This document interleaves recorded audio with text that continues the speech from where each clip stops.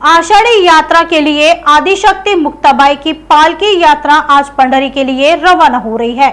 मोती नामक घोड़े का यह 8वां वर्ष है जिसे इस पालकी समारोह का सम्मान माना जाता है। महाराष्ट्र को संतों की भूमि कहा जाता है और यहाँ पालकी यात्राओं का मुख्य आकर्षण भी होता है। इसी कड़ी में आदिशक्ति मुक्ताई की पालकी समारोह आज पंडरी की ओर प्रस्थान कर रहा है। इस पालकी समारोह का माने जाने वाला घोड़ा भी शामिल होता है। यह लगातार 8वां साल है।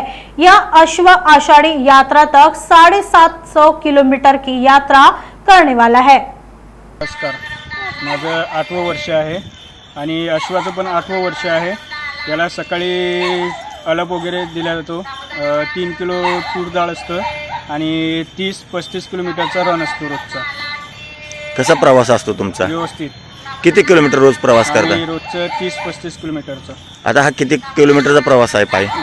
30 किलोमीटरचा रोजचा आहे आणि 750 किलोमीटरचा प्रवास आहे। किती दिवसात तुम्ही हे सगळं करता? 1 महिना। काय आनंद मिळतो वारीत तुम्हाला? आनंद खूप मिळतो।